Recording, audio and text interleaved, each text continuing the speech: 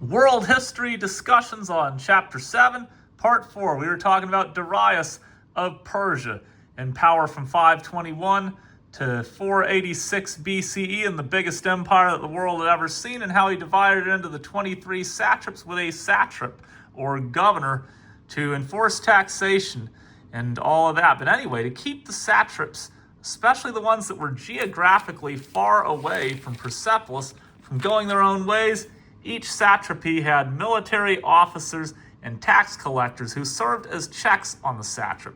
And also there were imperial spies known as the eyes and the ears of the king, who traveled around the empire with their own military forces and conducted surprise audits and accounts of procedures in each satrap. Because that picture I showed you of Persepolis, that's right here. By the way, it's interesting because we were talking about modern Iran, and modern Iran's capital is way to the north in Tehran, up near the Caspian Sea, whereas this was down in southwest Iran. But think how far away you are in places like Sardis or Egypt or the Indus Valley. And so, of course, you had to keep those satraps from going their own way. And we're going to get, I'm foreshadowing a bit, we're going to get into the Persian Wars pretty soon, but we got a little bit more to cover first. So Darius required each satrap to pay a set quantity of silver once a year to the royal court. And also, that was the example of, you got these standardized coins from the Lydian king Croesus. And Darius standardized the coins all through the Persian Empire to foster trade. And also, he tried to standardize the laws, even though there were slightly different law codes already in existence all over the empire. He tried to harmonize the laws. But now we get to one more piece of geography, and you just know I love geography, don't you?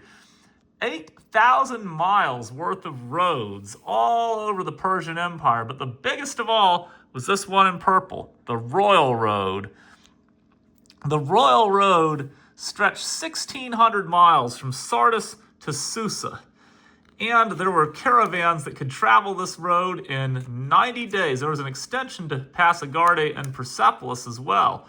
Courier services traveled to 111 postal stations, pushed 25 to 30 miles apart on the Royal Road. So yeah, that makes sense. Like, I can walk 25 to 30 miles in a day. It's pretty tough, but I'm digressing a bit. I've always said in walking, and you know I love riding my bike, that a century and a marathon, and I'm not talking about running a marathon, although we'll talk about the original marathon runner when we get to chapter 10 on ancient Greece and the Persian Wars and the Battle of Marathon. We're going to talk briefly about the Battle of Marathon in this chapter. But I always say a marathon, just walking one, and a century, or 100 miles on a bike, 26 miles on foot, are pretty similar. So you had resupply every 25 to 30 miles along the 1,600-mile Royal Road at 111 postal stations. This is pretty amazing.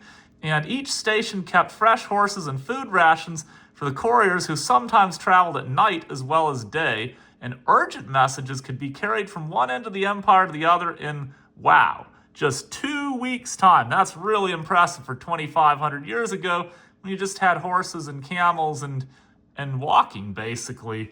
You didn't have cars or anything like that back then, or even bicycles. But to this day, the U.S. Postal Service uses the motto from the Persian Royal Road, quote, quote, "Neither snow nor rain nor heat nor gloom of the night keeps these couriers from the swift completion of their rounds." And now I got to have map fun again. So I said 1,600 miles, and I traced it out. Izmir is pretty near it's where Sardis used to be, and then got Ahavez, I forget how to pronounce it, but that's around where Susa used to be, and it is roughly 1,600 miles, 1534. Remember when I said the Achaemenid Empire was about 2/3 the size of the United States? Well, I was getting that from comparing it to this, which is 1,642 miles. Washington, D.C. to Denver, Colorado, which is about 2/3 of the United States, is about the same distance as the Persian Royal Road from Sardis to Susa. But the empire itself is almost as big as the United States, because remember that the Royal Road didn't even cover the full Persian Empire. It's just that piece in the heartland. But anyway, that's enough on how big the empire is. You get the point. I love this empire. It's very impressive, and there's a lot of continuity to today, including the Postal Service, and later we're going to discuss Zoroastrianism. But next video, the decline of the empire.